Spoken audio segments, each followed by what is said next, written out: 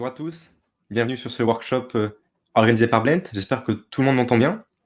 Moi, c'est Maxime, c'est moi qui vais être avec vous pour ce workshop pour vous présenter un petit peu les outils d'automatisation pour le data engineer. Si vous avez des questions, le but de ce workshop, c'est évidemment d'être interactif. Vous avez dans le chat en haut à droite un onglet questions dans lequel vous pouvez poser toutes vos questions. On reviendra dessus à la fin, au bout des 3/4 d'heure de présentation.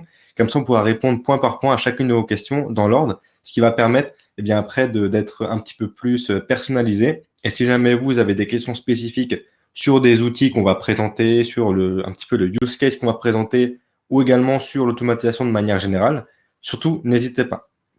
On a décidé de faire ce workshop avec Blend parce que l'automatisation, c'est un sujet que moi, tout d'abord, j'aime beaucoup. C'est vrai que quand on essaye de mettre en place des projets, des produits, on aime beaucoup automatiser, donc c'est quelque chose qu'on essaie de faire souvent. Et il se trouve qu'aujourd'hui, surtout à cette époque, en ce moment, on a de plus en plus de besoin d'automatiser. Et c'est vrai que pour le coup, automatiser, donc, c'est une compétence que le data engineer doit maîtriser de plus en plus, et on va voir justement pourquoi est-ce que c'est très important.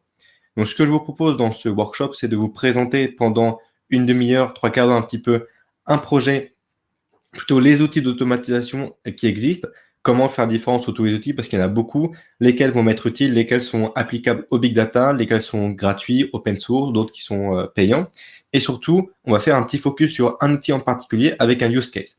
Par exemple, quelque chose qui revient très souvent, c'est comment est-ce qu'on va pouvoir faire des transformations ou des pipelines automatisés. Et bien tout ça, on va le faire avec Airflow sur un exemple concret, ce qui va permettre de mettre un petit peu des choses concrètes sur des concepts qu'on va présenter, ce qui va permettre de mieux comprendre concrètement quand on parle d'automatisation, qu'est-ce que ça signifie, qu'est-ce que ça veut dire.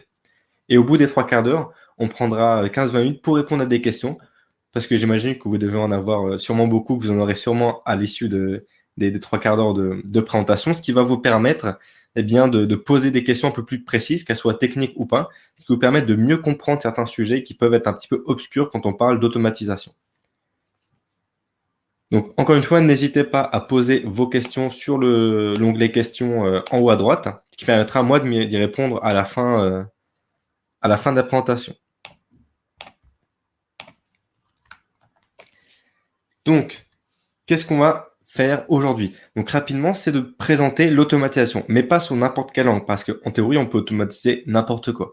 Ici, c'est de faire un focus sur l'automatisation pour le data engineer. Puisque quand on parle d'automatisation, c'est un petit peu au sens large. Ça peut être automatisé, par exemple, des envois de mails, des rappels sur Slack. Évidemment, l'automatisation n'est pas forcément liée à du big data. Mais là, l'objectif, c'est de vous présenter, justement, dans le cadre où on a beaucoup de données, où on a des bases de données à requêter, comment est-ce que cette automatisation va se faire pour le data engineer. Donc, c'est vraiment tout l'objectif ici dans cette présentation. Pour bien comprendre qu'est-ce que l'on va chercher à automatiser, on va faire un petit rappel sur les pipelines de données. De manière abstraite et concrète, un pipeline de données, c'est simplement une succession séquencée et ordonnée de traitements qui vont partir d'une base source, donc d'une source de données, vers une cible. Cette cible, ça va être le résultat du pipeline, c'est-à-dire ce que l'on souhaite obtenir à la fin. Et très souvent, ce qu'on intègre très fréquemment quand on est data engineer, mais aussi ce que l'on rencontre assez souvent dans les équipes data en entreprise, ce sont les pipelines ETL qui sont sûrement les pipelines de données les plus pratiqués. Dans un pipeline ETL, ce que l'on va faire, c'est que l'on va partir d'une base source. Très souvent, c'est un data lake ou des données en brut. Et on va séparer ce pipeline en 3 étapes. Une étape qu'on appelle extract, qui consiste à récupérer les données depuis la base source. Une étape de transform, on va transformer les données, c'est-à-dire faire les calculs sur ces données que l'on a extraites pour le résultat qu'on souhaite obtenir. Et enfin, une étape de load, de chargement, puisque ce traitement qu'on aura effectué, il faut soit l'afficher sur un dashboard, soit le mettre dans une autre base de données. Donc ça va être ce qu'on appelle ici la base de cible. Et la succession de ces 3 étapes forme le pipeline ETL, qui est donc le pipeline qui est censé être uniforme, c'est-à-dire quel que soit le moment où je l'exécute, je devrais toujours avoir les mêmes transformations appliquées, mais surtout, évidemment, quelle que soit la taille de la base source, que ma base source soit quelques lignes, quelques mégas, ou à l'inverse des dizaines, voire des centaines de gigas, ce pipeline ETL doit faire le même traitement. Et donc forcément, la question qui se pose, c'est comment est-ce que je vais automatiser ces pipelines ETL? Il y a plein de cas pratiques, d'exemples où on a besoin justement d'automatiser. Par exemple, on souhaite connaître le chiffre d'affaires qui a été effectué au jour le jour. On souhaite savoir quelles ont été les ventes qui ont été effectuées, quelles ont été les transactions. On souhaite avoir des informations sur nos clients chaque jour, chaque heure, voire chaque minute. Et donc, ce genre de pipeline, on doit le faire régulièrement. Sauf qu'évidemment, lancer ces pipelines, ces traitements à la main, tous les jours, toutes les heures, c'est forcément pas du tout intuitif. C'est compliqué à mettre en place, c'est très lourd comme traitement. Donc, forcément, on se pose la question, comment est-ce que je vais pouvoir automatiser ces traitements et juste avoir besoin de les monitorer, c'est-à-dire de les surveiller. Moi, je vais uniquement définir le contenu du pipeline, donc l'extract, le transform et le load, et je n'aurai besoin après que de définir à quel moment est-ce qu'il va s'exécuter et bien évidemment de surveiller le résultat. Ce qu'on souhaite faire avec l'automatisation, c'est quelque chose qui évidemment est très ancien. Savoir que le premier élément qui a permis d'automatiser date de 1975 avec le programme, je pense, vous avez peut-être déjà entendu parler, qui s'appelle cron. Le programme cron, c'est simplement un planificateur de tâches qu'on rencontre surtout sur les systèmes Unix, donc les systèmes Linux, par exemple Ubuntu ou Mac, qui permettent d'exécuter un script ou une commande système selon un cycle défini à l'avance. Par exemple, on va pouvoir dire, tous les jours, on va exécuter ce script. Tous les premiers lundis du mois, on va exécuter ce script. Toutes les heures, toutes les semaines, etc. On va simplement définir 3 choses. L'intervalle de temps, donc le cycle qui va être défini, c'est en général ce qu'on voit ici tout à gauche, c'est-à-dire à quelle heure, quelle minute, quel jour, quel mois, etc. On va définir l'utilisateur du système qui va exécuter cette commande, soit c'est un administrateur, soit c'est un utilisateur quelconque, et enfin la commande à exécuter. L'avantage, c'est que c'est très facile à mettre en place puisque à partir du moment où on a écrit la commande ici à exécuter, c'est juste une ligne qu'il faut écrire dans un fichier particulier qui s'appelle le cron tab et ça sera exécuté avec l'intervalle, le cycle qu'on aura défini. Donc en soi, le cron peut en théorie suffire, il est assez robuste, il fonctionne bien et il est facile à utiliser. Ça, c'était vraiment un des atouts principaux du programme, c'est que cron est très facile à utiliser et ça ne nécessite pas de mettre en place une usine à gaz. Le problème, c'est que, comme on vient de le voir, derrière sa simplicité, il y a plusieurs fonctionnalités très importantes, notamment en big data, qui sont absentes avec le cron. Et la première chose qui va poser problème pour nous, c'est que le cron ne fonctionne que sur un système et ça ne permet pas d'effectuer des tâches en distribué. Et pourquoi ce point-là va être très bloquant? Parce que nos pipelines ETL, par exemple, vont devoir charger des données qui sont parfois gigantesques. Par exemple, on peut avoir besoin des fois de manipuler des données de 10, 100, voire plus de 1 teraoctet de données. Comment est-ce qu'on va sur un seul système manipuler un fichier qui pèse 100 gigas par exemple? Évidemment, c'est pas possible. Là, il faut faire appel à du calcul distribué, comme par exemple du calcul parallèle. Sauf que cron, nativement, ne va pas gérer ça. Il va donc falloir faire un code spécifique qui va envoyer les données sur des clusters de calcul parallèle, ce qui est évidemment assez complexe à mettre en place. Donc ça, c'est déjà la première problématique, c'est que cron ne permet pas de faire du calcul en distribué. L'autre gros problème, c'est que cron ne gère pas l'idempotence d'exécution. Qu'est-ce que ça veut dire? Ça peut être un concept qui paraît étonnant. L'idempotence, ça veut dire que si j'exécute 2 fois la même commande à la même date, eh bien, je ne vais pas la réexécuter une deuxième fois. C'est-à-dire qu'une exécution, une fois qu'elle est effectuée, ne peut pas être réexécutée. Si par exemple, j'exécute pour tester mon programme le lundi 1er janvier 2020 à 18h, eh bien, en redemandant l'exécution à cette même date et à cette même heure, je ne devrais pas refaire le calcul. Parce que imaginons que dans ce calcul, dans cette commande que j'exécute, eh bien, je vais alimenter une base de données ou pire, supprimer des données. Eh bien, si je la réexécute 2 fois, je vais peut-être faire des doublons dans mes bases. Et ça, je veux absolument pas avoir de doublons. Justement, cron ne sait pas. Lui, il va simplement exécuter. Donc, si jamais j'exécute 2 fois à la même date et à la même heure une commande, donc un programme, eh bien, cron va quand même l'exécuter et donc je vais me retrouver avec des doublons dans mes bases de données. Et évidemment, ça, je ne veux absolument pas avoir des doublons. Ça aussi, c'est un gros problème de ne pas avoir l'idempotence d'exécution. Autre gros sujet, c'est que cron ne va pas gérer les échecs d'exécution. C'est-à-dire que si le programme que j'exécute plante, qu'il y a une erreur, eh bien cron ne va rien effectuer, il va rien me dire. C'est le programme lui-même que je dois un petit peu modifier pour m'avertir s'il y a un problème. Mais en soi, si la commande échoue, cron ne va pas m'avertir. Donc ça aussi, c'est un problème, d'autant plus que dans notre monde, on a beaucoup d'applications différentes. Je vais avoir besoin en plus de devoir checker manuellement si tout s'est bien passé. Ce qui est évidemment une contrainte supplémentaire. Ce qui implique évidemment que cron ne permet pas ni d'administrer, ni de monitorer les tâches. C'est-à-dire que je ne vais pas être capable de savoir si ça s'est bien passé. Je vais devoir, entre guillemets, faire confiance à mon cron, ce qui évidemment dans un monde big data où il y a beaucoup de choses qui peuvent être cassées sans raison, c'est pas forcément ce qu'on souhaite. Donc, l'absence de ces fonctionnalités, ça posait pas de problème avant le big data. Parce qu'en soi, les actions étaient déterministes, on savait exactement ce qui allait se passer. Mais aujourd'hui, on a à la fois plein de données différentes, plein de bases différentes et plein d'actions qui peuvent intervenir. On a besoin d'avoir toutes ces fonctionnalités. Et donc, c'est pour ça que, avec ces architectures microservices et le cloud computing qui est complètement décentralisé, on doit absolument avoir toutes ces fonctionnalités.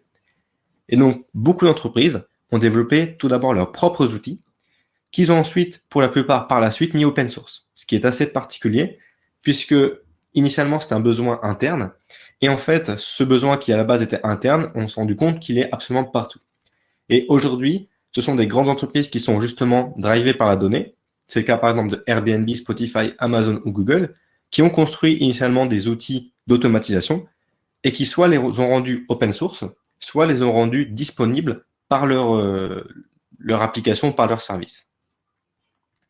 Donc, comment est-ce qu'on va s'y retrouver avec tous ces outils d'automatisation? En soi, il en existe beaucoup. Et si vous regardez sur Internet, comment automatiser, il y a plein d'outils. Donc, comment est-ce qu'on va être capable de faire un petit peu le tri parmi toutes celles-là? Ce que je vous propose en général, et ça c'est la première un petit peu brique que l'on fait, c'est de distinguer les outils d'automatisation en 3 catégories. Il y a tout d'abord la catégorie des outils qu'on appelle open source. Évidemment, ces outils sont gratuits et personnalisables, c'est-à-dire qu'ils vont être très souvent, on va vraiment pouvoir aller très loin dans le fonctionnement, on va pouvoir vraiment tout customiser.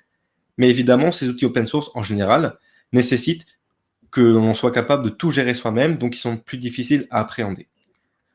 On a ensuite un juste milieu, qu'on appelle les outils managés.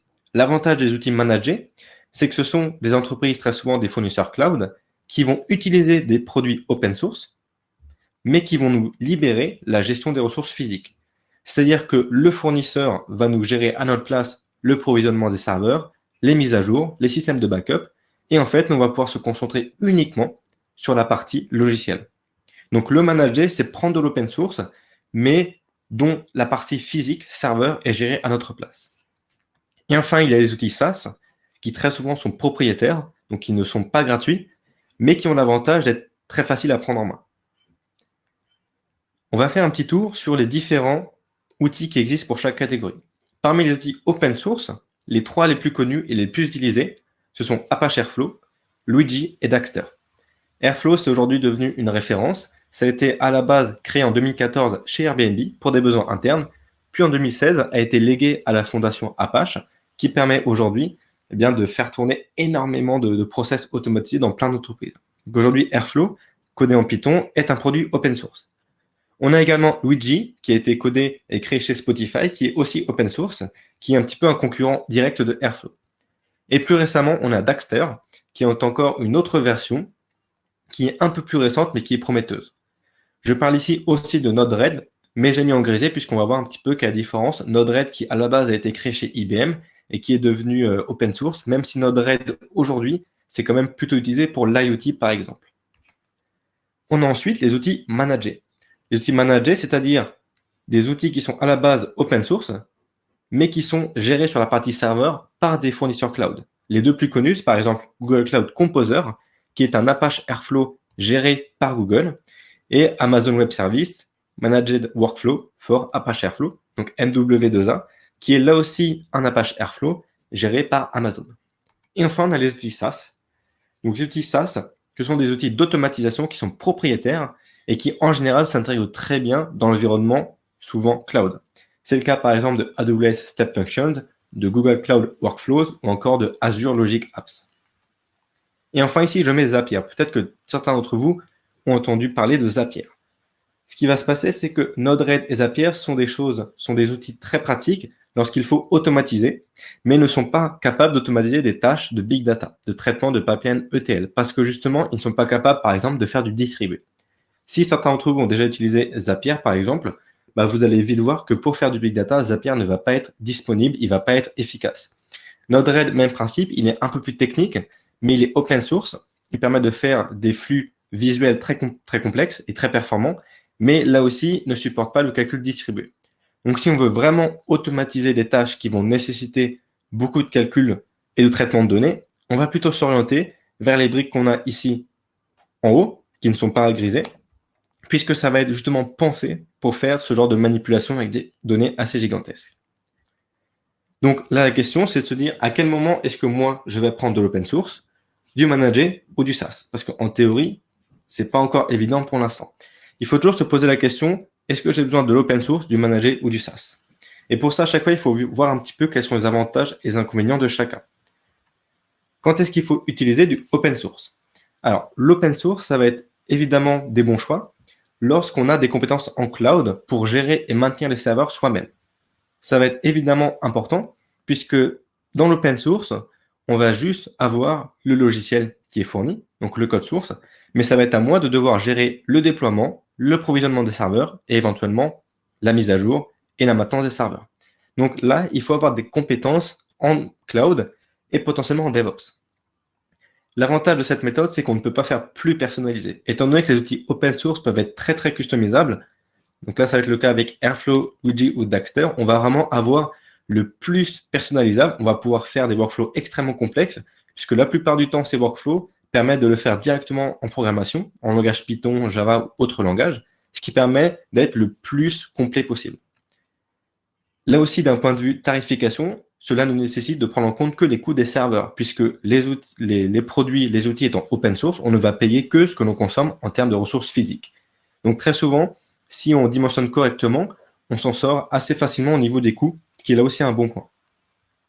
Maintenant, comment va venir le manager? Là, le manager, c'est vraiment la comparaison entre open source et manager. La vraie question fondamentale à se poser, c'est est-ce que je veux gérer moi-même les ressources physiques ou pas? Si je veux les gérer moi-même et je veux avoir le contrôle total sur mon outil, je vais m'orienter vers de l'open source.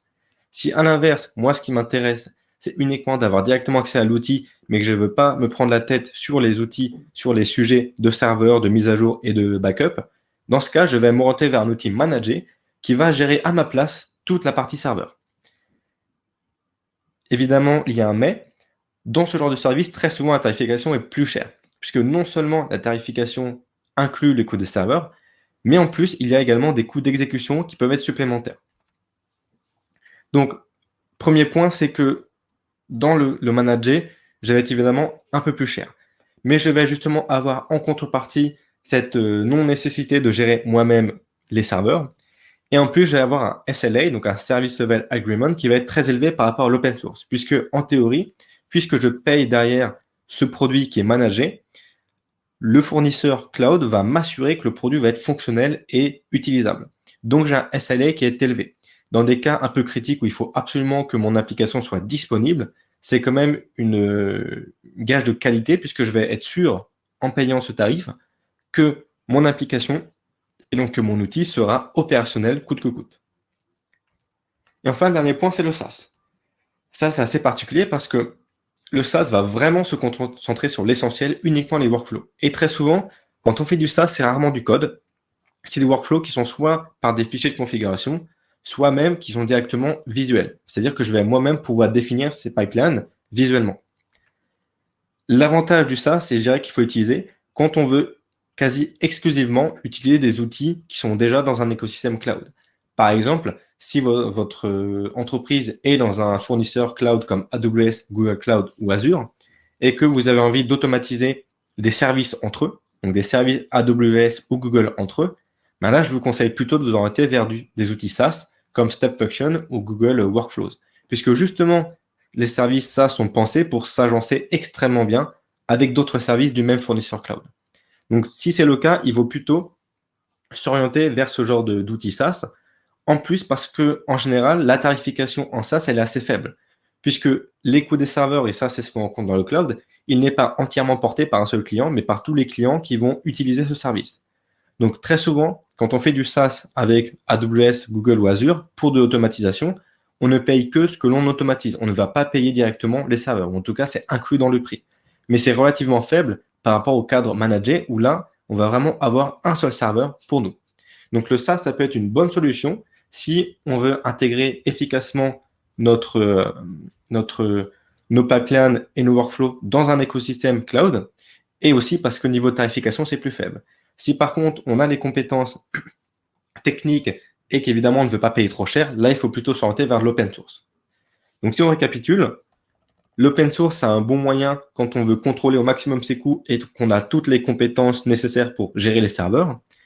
Le manager, ça peut être intéressant quand on ne veut pas gérer ce problème, mais qu'on veut une disponibilité très élevée, notamment un gage de qualité très élevé.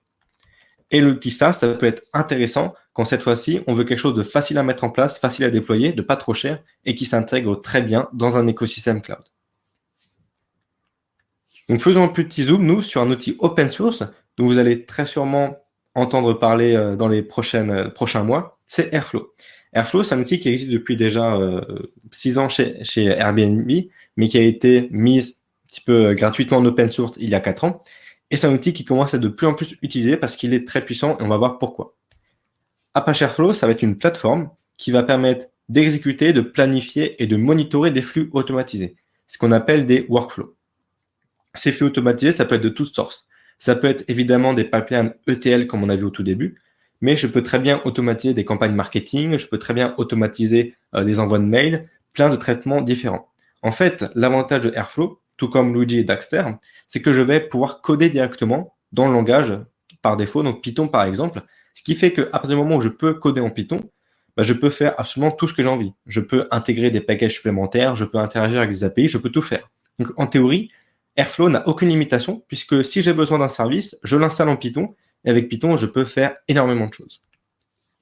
Donc ici, ce qui va être bien, c'est que non seulement on va pouvoir mettre en place des pipelines lourdes, comme par exemple des pipelines ETL sur des grandes bases de données, et en plus, on va pouvoir paralléliser ces calculs.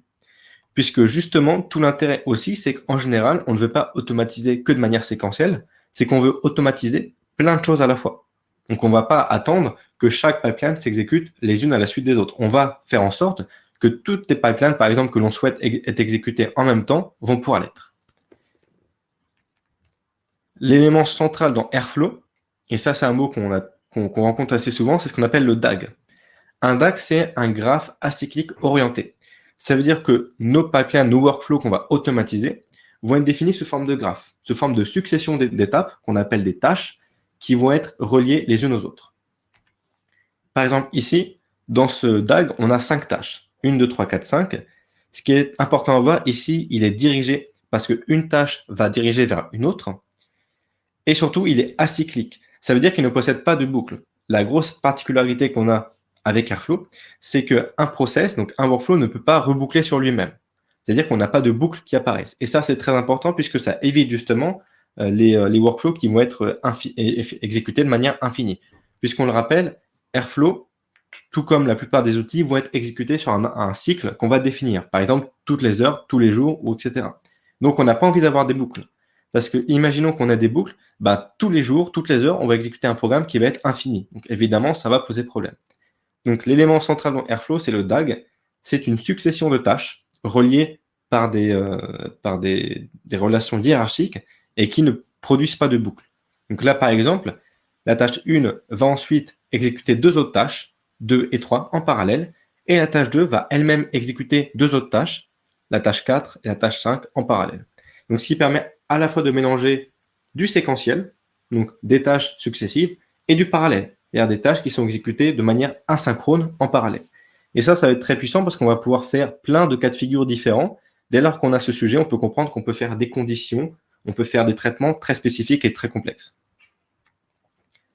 Ce concept de tâche, il est extrêmement important parce que justement, c'est ce qui permet de gérer le cycle de vie. Le problème qu'on avait avec cron, c'est que le fichier est exécuté d'une traite. C'est-à-dire qu'on exécutait l'intégralité du fichier d'un coup.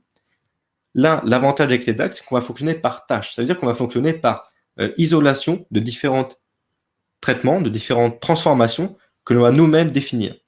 Donc en fait, on va diviser un petit peu notre workflow en différentes étapes. Et l'avantage, c'est qu'à partir de ces étapes, on va pouvoir dire, en fonction du résultat d'une telle étape, si ça s'est bien passé, j'exécute tel traitement. Si ça s'est mal passé, j'exécute tel traitement. Et l'avantage, c'est que je peux donc adapter le comportement de mon DAG, donc de mon workflow, au fur et à mesure que l'exécution avance dans le workflow. Donc ça, évidemment, c'est quelque chose de très important qu'on ne pouvait pas du tout faire, ou en tout cas pas facilement avec cron. Et parce que Airflow est pensé pour le big data, il y a 2 tâches qu'on utilise très régulièrement. Les premières, c'est les operators qui vont permettre comme on a dit, d'effectuer des opérations. Par exemple, on va pouvoir exécuter un code Python, lancer un serveur virtuel, lancer un calcul Spark pour ceux qui savent faire du Spark. Ça va agir. Et enfin, on a le sensors, et ça, c'est quelque chose d'assez intéressant, puisqu'on peut également déclencher de manière automatique les workflows en fonction d'un événement. C'est-à-dire qu'on a vu au début qu'on pouvait exécuter les workflows, par exemple, sur un intervalle de temps régulier, toutes les heures, toutes les minutes. On peut l'exécuter manuellement, mais surtout, on peut également l'exécuter à partir d'événements. Par exemple, si la base de données, il y a une nouvelle ligne qui est apparue dans ma base de données, alors j'exécute le workflow. Si sur un serveur de stockage HDFS, par exemple, pour le big data, il y a un nouveau fichier qui apparaît, alors j'exécute mon workflow. Ce qui fait que je vais également pouvoir définir des événements déclencheurs, qu'on appelle des sensors. Et donc ça permet vraiment de mélanger à la fois des traitements planifiés, réguliers, des traitements manuels et des traitements qui sont déclenchés par des événements. Donc on a vraiment une palette d'outils très puissante avec Airflow. Donc une fois qu'on a tout ça en tête, qu'est-ce que c'est un DAG? Et ben, c'est simplement, je crée des tâches qui vont faire des opérations précises et je connecte ces tâches entre elles. Ça va être tout l'intérêt ici d'utiliser Airflow. Donc pour vous montrer un petit peu plus en détail comment fonctionne Airflow, on va prendre un exemple assez simple où on a par exemple un besoin précis de calcul de chiffre d'affaires. Nous avons un site e-commerce qui retrace dans une table de données l'ensemble des ventes réalisées. Donc là, par exemple, on a telle date, tel article a été vendu avec tel prix pour tel vendeur. Donc, imaginez, c'est une plateforme de e-commerce qui possède plusieurs vendeurs. Donc, ce n'est pas la plateforme elle-même qui vend, mais c'est des revendeurs qui passent par la plateforme pour vendre leurs produits. Un petit peu comme Amazon, Cdiscount ou tous les sites qu'on a sur Internet de e-commerce. Donc, nous, ce qu'on souhaite savoir, c'est plusieurs informations sur les ventes qui sont réalisées. On aimerait, dans un premier temps, calculer le chiffre d'affaires journalier et le nombre de ventes réalisées par vendeur. Ça, évidemment, c'est très important puisque derrière, en tant qu'intermédiaire, c'est moi qui vais récupérer le paiement. Donc, je dois savoir à quel montant je vais redistribuer aux vendeurs puisque c'est à ces vendeurs que les clients ont acheté. Moi, je suis un intermédiaire qui va récupérer la vente, la transaction. Donc, je dois évidemment savoir quel chiffre d'affaires généré par quel vendeur. Et également, parce que pour moi, j'en ai avoir besoin, de connaître le chiffre d'affaires hebdomadaire et le nombre de ventes, mais cette fois-ci par article. Puisque moi, j'aimerais savoir quels sont les articles qui ont bien marché pour éventuellement derrière proposer des campagnes marketing, pour proposer des recommandations, etc. Donc là, je vais avoir deux objectifs. Un orienté pour les vendeurs au niveau de la comptabilité et un pour moi en interne, pour le marketing par exemple, pour connaître quels sont les articles qui ont bien fonctionné. Donc pour ça, j'ai créé une table qui s'appelle Online Sales sur une base BigQuery qui va référencer l'historique des ventes. On va regarder ça ensemble exactement à quoi ressemble cette table. Vous allez voir qu'elle n'a que quelques colonnes. Et donc avec Airflow, on va automatiquement alimenter une base de données, soit un dashboard, soit une autre base de données, qui va contenir le chiffre d'affaires et les ventes par vendeur et par article. Donc on a notre table qui est un peu équivalent à une table SQL sur BigQuery qui s'appelle Online Sales. Nous allons avoir deux process qui sont différents, qui ne vont pas être exécutés en même temps et qui n'ont pas le même objectif. Un premier qui va calculer le chiffre d'affaires par vendeur et un deuxième qui va calculer le chiffre d'affaires par article. Et donc, le premier qui calcule le chiffre d'affaires par vendeur va être exécuté tous les jours, alors que le deuxième qui calcule le chiffre d'affaires par article va être exécuté toutes les semaines. Et ensuite, le premier process va écrire dans une table qu'on va appeler Turnover Vendors, et le deuxième process va écrire dans une table qu'on appelle Turnover Items. Donc, comment est-ce que cela se passe? BigQuery, c'est une base de données assez facile à utiliser en mode NoSQL offerte par Google. Ce qui nous permet ici de gérer des données avec à très bas coût. Pour information, 150 Go de données à stocker sur BigQuery, ça ne coûte que 3 $. Donc ça me permet de faire des requêtes en SQL directement ici sur des données assez volumineuses. Donc là, j'ai une table qui s'appelle Online Sales. Dans cette table, j'ai 3 colonnes. J'ai 6 colonnes, 3 entières, un nombre entier, 2 avec un nombre à virgule et une qui indique la date. Et si je regarde un petit peu, chaque ligne ici, en aperçu, correspond à une transaction. Donc là, par exemple, le 15 janvier 2013, j'ai une transaction, un item dont le prix est de 379 $ a été vendu par un produit appartenant au vendeur d'identifiant 23.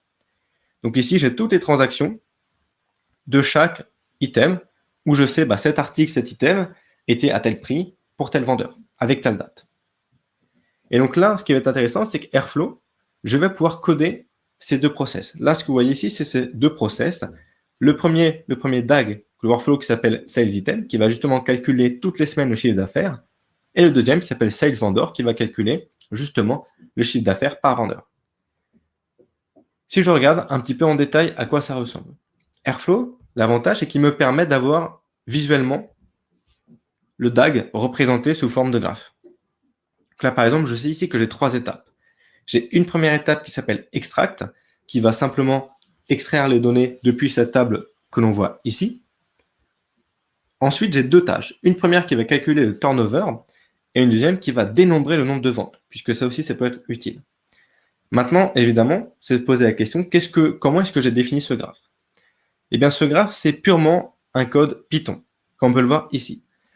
En fait, un DAG sur Airflow, ça se définit avec un code Python que l'on peut voir ici. Donc, dans ce code Python, je vais définir les paramètres de mon DAG. Par exemple, ici, je vais lui donner un nom. D'accord? Je vais peut-être zoomer un peu, vous voyez un peu mieux. Je vais donner un nom. Je lui donne des arguments comme par exemple le nombre de tentatives s'il y a un échec. Je lui donne une description, mais surtout, là, ce qui est intéressant, c'est le schedule intervalle. Ici, j'ai mis 0, 3, étoile, étoile, étoile. Il s'agit simplement d'un interpréteur cron pour dire on va l'exécuter à 0 minute, à 3 heures du matin, tous les jours, toutes les semaines, tous les mois, enfin, tous les ans.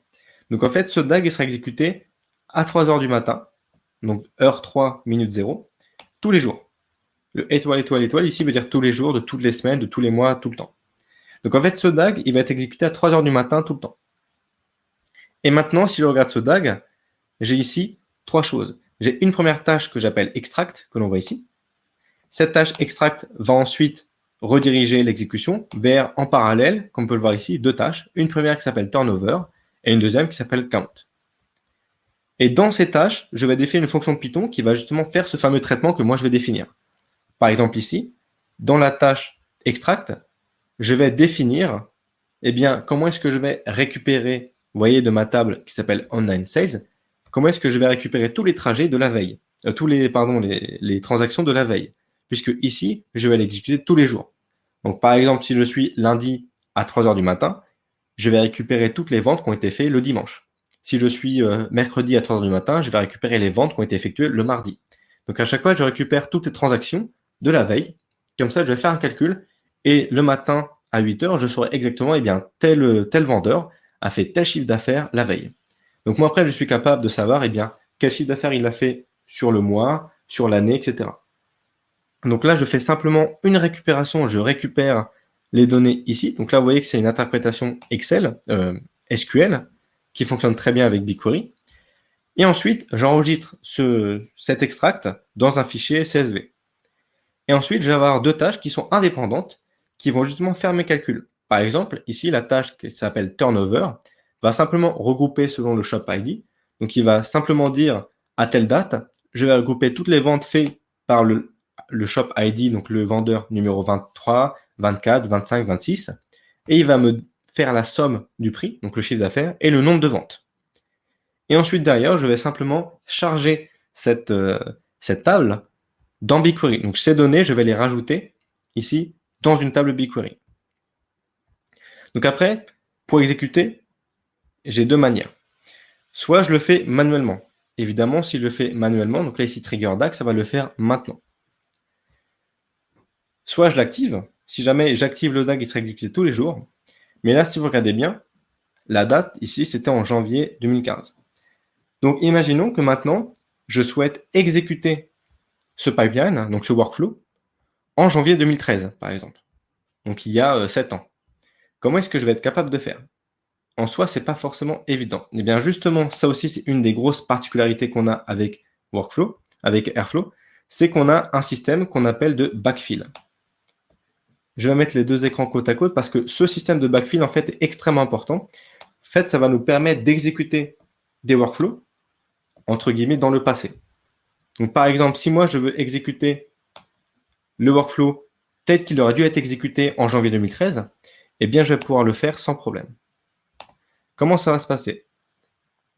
Je vais ici, par exemple, me diriger en SSH. Donc là, je vais me connecter directement à ma machine. Et ici, je vais utiliser une commande assez particulière qui s'appelle un backfill. Et vous allez voir à quel point c'est facile et comment ça peut être très utile. Je vais faire ici un backfill. Je vais spécifier le nom de mon workflow. Donc ici, ça s'appelle Sales Vendor. Et je vais définir à la fois une date de début et une date de fin. Si on revient sur le BigQuery, par exemple, là, je peux voir que j'ai le 15 janvier 2013. Eh bien, je vais lancer ce process tel qu'il aurait dû être fait le 15 janvier 2013. Donc, je vais lui dire, tu me lances le process avec une date de début au 15 janvier 2013. Donc, 2013 01 15.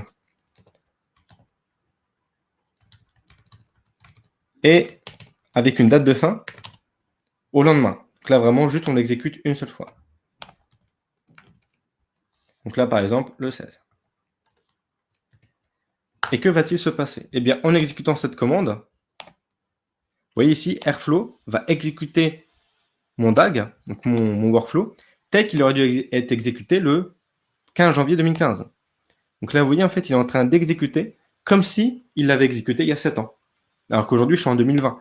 Mais justement, l'intérêt ici de ce qu'on appelle le backfill, c'est que c'est comme si on allait l'exécuter tel quel il y a 15 ans, il y a un mois, il y a 2 mois, etc.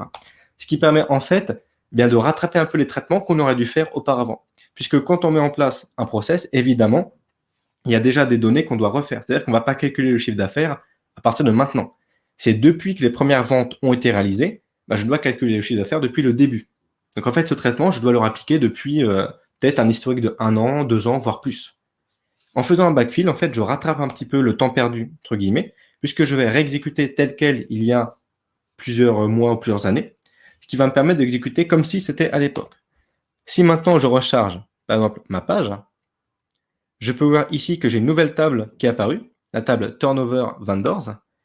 Et si je regarde un petit aperçu, eh bien, j'ai ici, par exemple, pour le 14 janvier 2013, donc pour la veille, toutes les ventes réalisées pour chaque vendeur. Par exemple, je sais que le vendeur numéro 38, le 14 janvier 2013, il a fait 15 000 $ de chiffre d'affaires. Alors que pourtant, je l'ai exécuté aujourd'hui. Sauf qu'avec le backfill, j'ai spécifié que la date d'exécution était comme s'il était il y a 7 ans.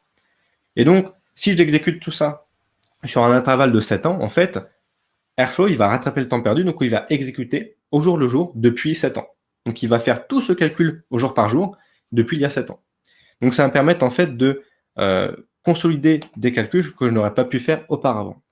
Et c'est là où c'est intéressant, c'est qu'on parlait tout d'abord de l'idempotence. Imaginons maintenant que je relance ce calcul. Dans un cadre classique, je vais avoir des lignes en doublon. C'est-à-dire que je vais avoir le même vendeur qui va apparaître plusieurs fois. Ici, j'ai 45 lignes puisque j'ai 45 ID différents. Si jamais je réexécute ce code-là, donc ce backfill, en théorie, je vais avoir de nouveau 45 lignes qui vont apparaître. Donc ça va me faire des doublons. Sauf que justement, Airflow, il garde ça en tête. Et là, Airflow, il va savoir que cette exécution à cette date, je l'ai déjà faite. Donc vous voyez, en fait, il va passer automatiquement, il ne va pas exécuter le workflow, parce qu'il sait déjà que le 15 janvier 2013, j'ai exécuté le traitement. Et c'est là l'idempotence, c'est que pour éviter d'avoir justement des doublons, eh bien, il ne va pas réexécuter quelque chose que j'ai déjà fait. Donc ça va éviter d'avoir des doublons, d'avoir des problèmes qui arrivent très souvent.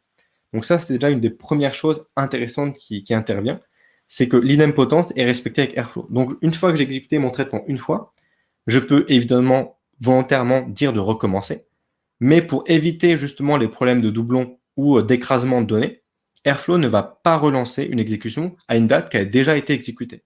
Donc je vais conserver ce qui a déjà été fait. Et ça, c'est quand même quelque chose qui est très très important, notamment quand on a souvent besoin de faire des tests ou de faire des allers-retours. Donc là, par exemple, mon sales vendor, il a été effectué. Et donc ici, j'ai par exemple au jour le jour toutes les ventes qui ont été faites. Maintenant, si je ne veux pas faire un jour, mais 3 jours, par exemple, je veux faire du 15 janvier 2013 au 18 janvier 2013, ou au 20 par exemple, je vais avoir plein de workflows, je vais en avoir 3, un au 15, un au 16, un au 17 et un au 18 janvier, etc. Donc là, je peux définir en fait un intervalle de temps où tous les jours, dans cet intervalle, il va exécuter ce workflow. Là, par exemple, je vais faire du 15 au 18 Et donc là, je vais voir apparaître, par exemple ici, plusieurs workflows. Moi, j'avais testé auparavant du 1 au 4, et là, j'ai 15, 16, 17. Donc en fait, il va en faire plusieurs. Vous voyez, là, il va faire le 17, il va faire le 15, le 16, il va rattraper, entre guillemets, toutes les exécutions qui auraient dû être faites dans cet intervalle.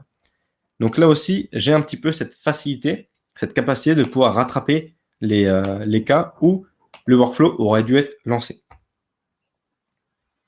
Et une fois que moi, après, je vais le mettre en place, je peux activer le DAG. Et donc là, si jamais j'active ce DAG, donc ce workflow, il sera exécuté tous les jours. Donc là, par exemple, sur BigQuery, si jamais j'essaye de recharger un petit peu, j'ai maintenant, non pas 45, mais j'en ai 135. Donc maintenant, j'ai par exemple le 14, mais j'ai également le 16 qui est apparu. J'ai d'autres dates qui sont apparues. Donc j'ai un peu plus de traitements qui ont été effectués. Ce qui est évidemment quelque chose qui est très important quand je veux éviter d'avoir des doublons, mais évidemment ne pas avoir de trous sur mes données, c'est-à-dire avoir toutes mes transactions qui ont été réalisées. Et ça, je peux le faire également sur l'autre partie. Donc celui qui s'appelle Sales Item, qui lui, à la différence, va simplement faire le même principe. Donc si on regarde le code, c'est exactement le même principe. Au niveau de l'intervalle, j'ai toujours à 3 heures du matin.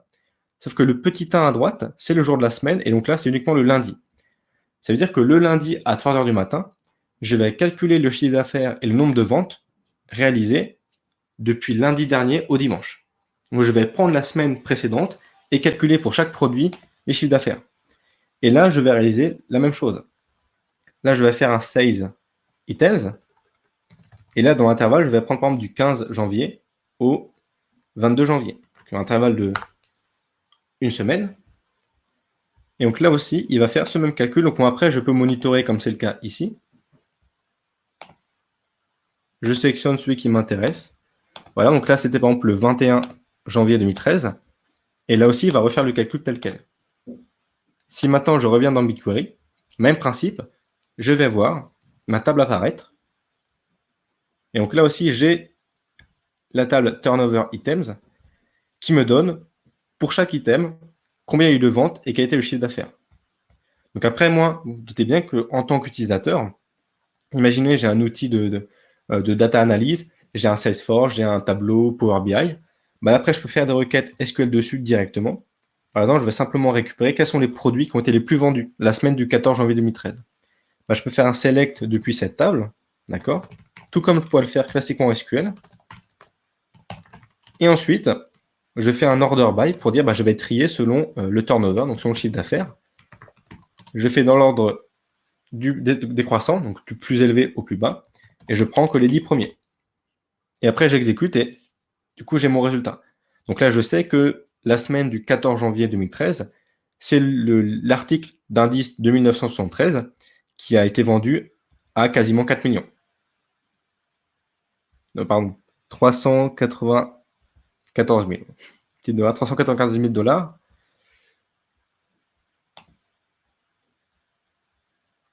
Alors, si je me suis trompé au niveau de...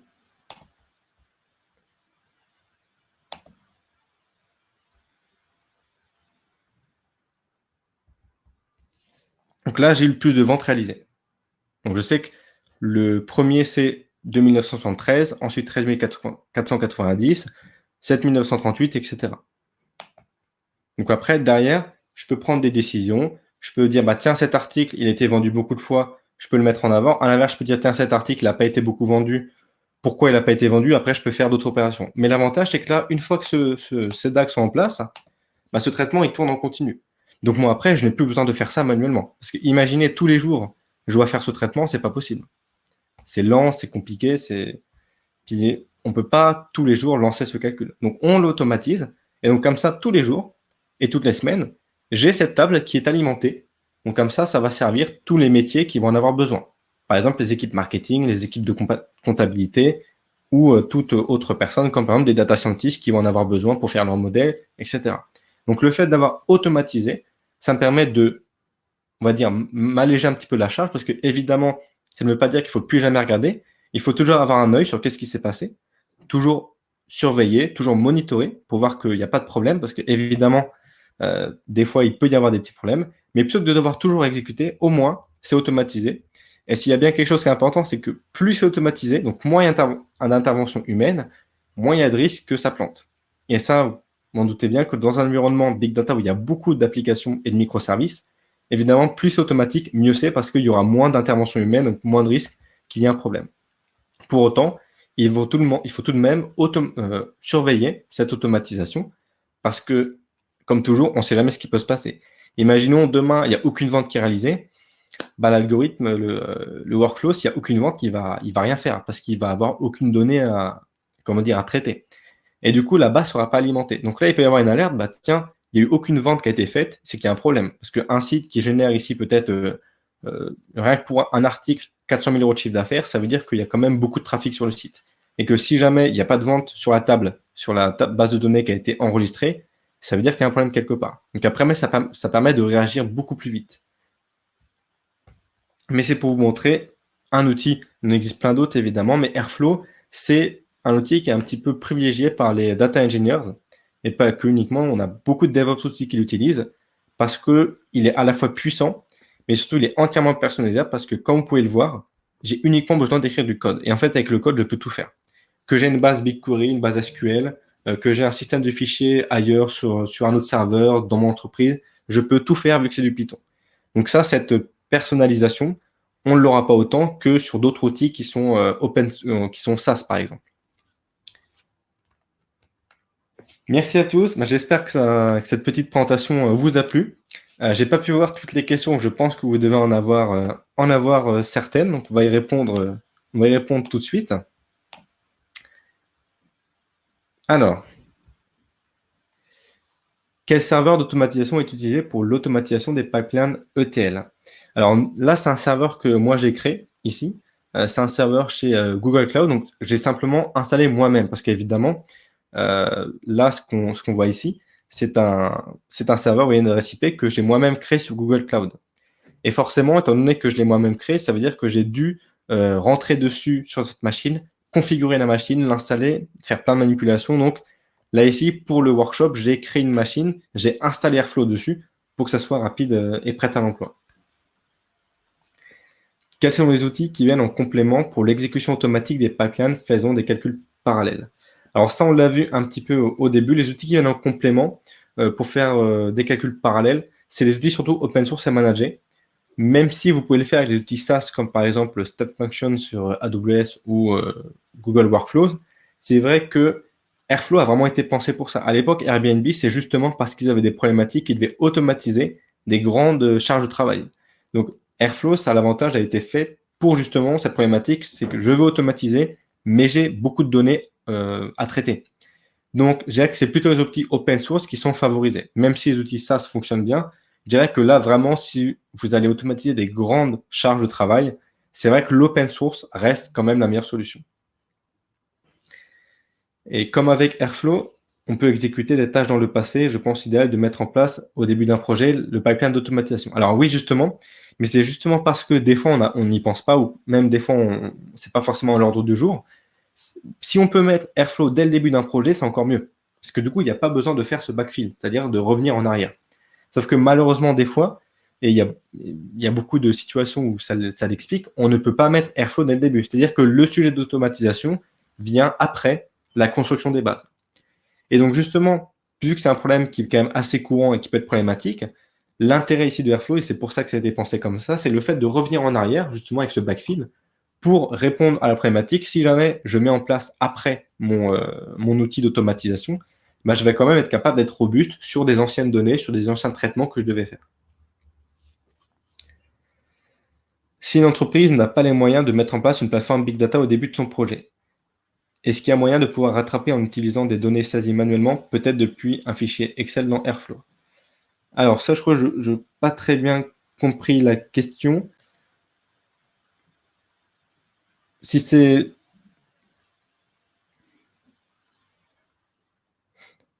Alors ça, on y reviendra peut-être après. Peut-être si tu pouvais expliquer un peu plus en détail ta problématique, parce que du coup, en soi, le backfill permet justement de répondre ça, c'est-à-dire que si jamais on a des traitements qu'on devait faire initialement, après, on peut également faire des workflows qui vont justement patcher des problèmes antérieurs. Par exemple, si on fait un workflow sur des données, mais que ça ne fonctionne pas avant, on peut faire deux workflows, un qui s'exécute avant telle date et un autre qui s'exécute après telle date.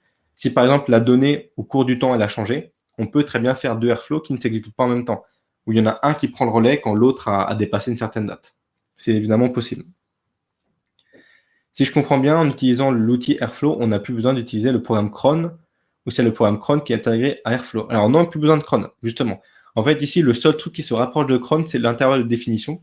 C'est le 0,3 étoile étoile. En fait, c'est le cycle où on répète le workflow. Mais sinon, justement, Airflow vient remplacer cron. Donc on n'a plus besoin de cron avec Airflow, ce qui est un avantage parce que du coup, on a plein de nouvelles fonctionnalités qui interviennent. Pourquoi les outils Dataflow, Dataproc sont utilisés pour les pipelines ETL pour GCP alors qu'on peut faire ça directement avec Airflow via Cloud Composer? Alors justement, ça c'est un point qui est important. Cloud Composer, du coup, c'est une application qui est managée chez Google. Dataproc, ça permet de mettre en place des clusters en calcul parallèle. Et Dataflow, c'est un peu l'équivalent, mais en managé de enfin peut-être pas managé Dataproc, mais c'est pas vraiment du Spark. La différence, c'est que faut bien voir que Airflow, en soi, va utiliser un système un peu classique où on a un nœud principal, c'est-à-dire qu'on appelle le scheduler. Donc, c'est celui qui va planifier les tâches. Et on a ce qu'on appelle des nœuds workers, des nœuds de travail qui vont faire la tâche. Donc, en théorie, Airflow, par exemple, si je prends Cloud Composer, Airflow, il va avoir ce qu'on appelle ces nœuds workers qui vont faire les calculs. Sauf que dans certains cas, le calcul est tellement, je dirais entre guillemets, élevé. Par exemple, si vous avez 100 gigas de données à traiter, même si vous avez des workers nodes, donc des nœuds de travaux qui sont assez élevés, qui ont de très grandes ressources, par exemple 64 CPU et 200 gigas, même ça peut ne pas suffire. Donc Airflow nous laisse la possibilité de nous connecter avec une API Spark, ce qui va permettre d'exécuter quand les nœuds workers, par exemple avec Composer, sont pas assez efficaces ou coûteraient trop cher, parce que pour information, Composer, c'est quand même un petit peu cher en termes de pricing comparé à la solution open source. Mais dans ce cas, il est préférable, par exemple, de prendre Airflow et, si besoin, d'exécuter des tâches sur un cluster Spark, comme par exemple Dataproc. Ce qui va éviter, en fait, de laisser la charge au nœud de travail avec Airflow, qui, pour le coup, peuvent être assez saturés. Si vraiment vous avez besoin d'applications Spark assez fortes, donc c'est-à-dire avec beaucoup de données et beaucoup de charges de travail, il faut plutôt utiliser l'API Spark de Airflow qui va permettre d'exécuter des jobs Spark, donc des tâches Spark, soit sur un cluster que vous avez créé, soit sur un cluster Dataproc. Comment assurer la sécurité quand on interroge une base sur l'infrastructure sur un site depuis Airflow? Est-ce qu'on a obligation de passer par le cloud ou par une installation locale? Alors, Airflow, on peut tout à fait avoir une installation locale. Airflow, pour ceux qui utilisent Python, pip installe Apache Airflow et c'est bon. Vous avez Airflow en local. Donc, évidemment, vous pouvez avoir Airflow en local ou sur une machine qui est indépendante de votre cloud. Vous pouvez l'exécuter où vous voulez. Pour tout ce qui est authentification et sécurité, vous avez une couche de sécurité dans Airflow qui vous permet d'authentifier les utilisateurs, mais vous avez également, en fonction du service que vous utilisez, par exemple, si jamais vous utilisez une base de données, vous avez le mot de passe de l'utilisateur de base de données. Si vous êtes sur Google, vous avez ce qu'on appelle les comptes de service. Sur Amazon, vous avez les clés API. Donc, en fait, après, vous intégrez dans ce qu'on appelle les variables sur Airflow, vous intégrez les mots de passe qui sont hachés, donc c'est-à-dire qui ne sont pas visibles en clair, ce qui vous permet d'interagir avec des services externes à votre environnement. Donc, vous pouvez très bien avoir Airflow en local qui va derrière interroger des services sur le cloud. Quid de Talend Open Studio, l'outil open source de Talend en comparaison de Airflow? Alors, je ne connais pas Talend Open Studio. Je ne pourrais pas prédire précisément. Vous avez des outils d'automatisation qui sont intégrés à des outils de data analyst. Par exemple, vous en avez un peu dans Dataiku aussi ou dans Sagi, par exemple. Mais on n'est pas sur le même niveau d'automatisation. Là, l'avantage des outils open source, c'est qu'on est vraiment customisable à 100%. Par exemple, certains outils ne permettent pas d'automatiser avec du Spark. Donc là, pour automatiser, on va avoir besoin en fait de passer par le format un peu propriétaire, donc de dépendre de la solution qu'on utilise. Dans ce cas, par exemple, il peut être plus intéressant, si vraiment vous utilisez du Spark, de s'orienter vers par exemple du Airflow qui, lui, par contre, dispose plein d'intégration.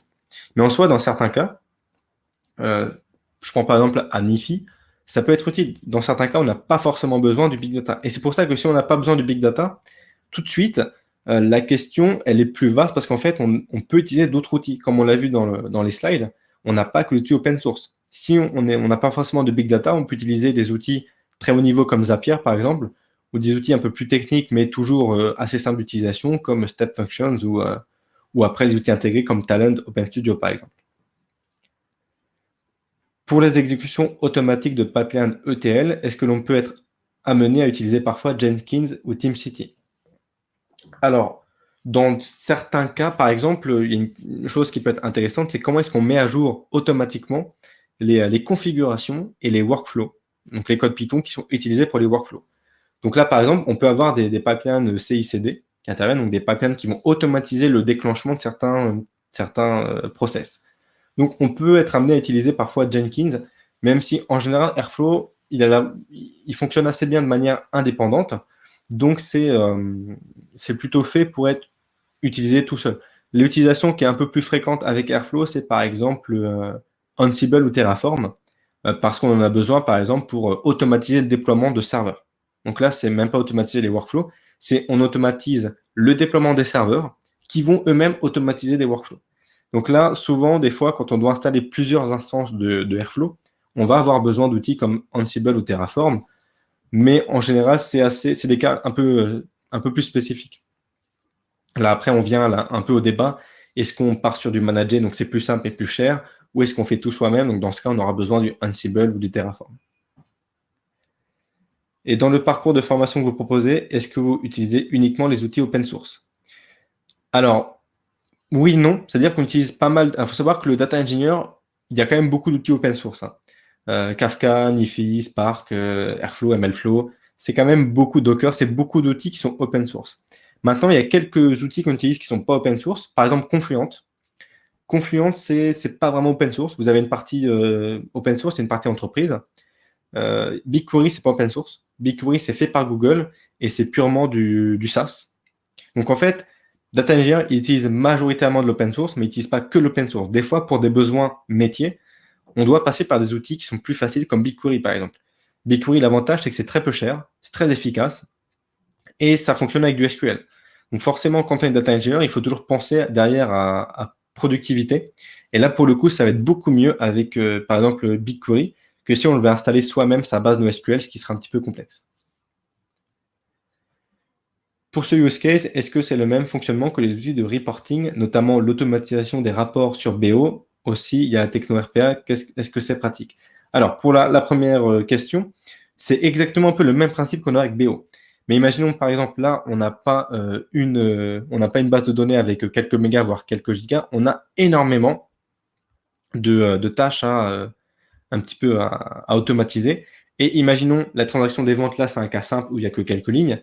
Mais imaginons, imaginez Amazon, hein, je ne pourrais même pas dire le nombre de ventes qu'ils ont, ou même les sites français, hein, vous prenez les sites français de e-commerce, je pense que, surtout en ce moment avec le Black Friday, je pense que le nombre de ventes par minute et par jour doit être impressionnant. Et donc là, par contre, les outils comme BO ne pourront pas supporter de faire des traitements sur les ventes brutes.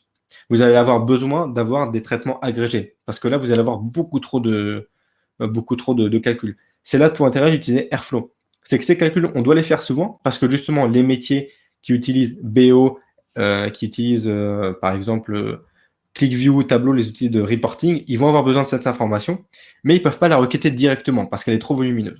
Donc en fait, Airflow, il vient un petit peu en intermédiaire. Il va dire, eh bien, je vais exécuter tous les jours ou toutes les heures les calculs. Comme ça, je vais le mettre dans une base intermédiaire. Très souvent, c'est un data warehouse qui va être plus facile d'accès pour les personnes, les métiers qui vont utiliser des outils de reporting. Parce qu'évidemment, là, BO sur un fichier qui possède des centaines de milliers de transactions, il peut peut-être avoir un peu de mal à le faire. Et la techno RPA, est-ce que c'est pratique? Alors la techno RPA, pour le coup, je ne suis pas très familier. Bien que tu détailles peut-être un peu plus, parce que je ne sais pas trop ce que c'est la techno RPA. Sera-t-il possible d'avoir accès à un replay de ce webinaire? Bien sûr, là, à la fin du workshop, une fois que ce sera terminé, au bout de, je pense, 10-15 minutes, vous aurez le lien qui sera disponible, mais au format replay.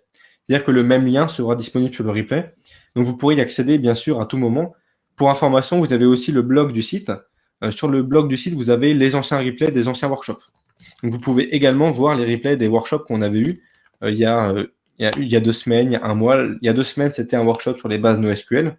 Donc, je vous mets le lien. Vous pouvez également avoir accès à tout ça sur le blog. Vous avez les articles et les anciens workshops qu'on avait réalisés. Parfait. Bon, bah écoutez, je vous remercie à tous d'avoir été nombreux et d'avoir été présents jusqu'à la fin. J'espère que ça vous a plu, ce workshop d'automatisation. En tout cas, c'est un sujet que moi j'aime beaucoup et quand on commence à automatiser, c'est vrai qu'on ne s'arrête pas parce qu'on a l'impression qu'on peut tout faire. Moi, je vous conseille vraiment de regarder aussi d'autres outils qui existent, de vous faire un petit peu votre avis. Moi, personnellement, j'ai une préférence pour Airflow. Maintenant, ça ne veut pas dire que Airflow est le meilleur. N'hésitez pas à regarder Luigi aussi. Rien que pour le nom, il est sympa. Mais le concurrent un petit peu de chez Spotify. Et je vous invite aussi à faire votre propre avis, parce que c'est par votre expérience aussi que vous verrez qu'est-ce qui vous plaît et qu'est-ce qui est le plus pratique. Hein. Airflow, des fois, c'est pas forcément adapté partout. Si par exemple, vous voulez faire du temps réel, c'est-à-dire dès qu'une personne vous contacte sur le site, il reçoit directement un mail, Airflow, c'est pas fait pour du temps réel. Airflow, il y a toujours des petits décalages de quelques secondes, donc vous voyez que ça va dépendre toujours des cas d'usage. Mais en tout cas, n'hésitez pas à regarder, à vous former, à regarder par vous-même les différents outils qui existent. Et bien sûr, n'hésitez pas à assister à d'autres workshops, puisque la semaine prochaine et dans 2 semaines, on organise aussi des workshops sur des sujets aussi intéressants comme le serverless. Je pense que ça aussi, ça peut intéresser certains d'entre vous. Donc n'hésitez pas à nous suivre sur les réseaux, à bien suivre ce qu'on fait, parce qu'on va encore publier pas mal de workshops là avant la fin de l'année. Et je vous souhaite à tous une très très bonne journée, bon courage et on se voit très bientôt. Au revoir tout le monde.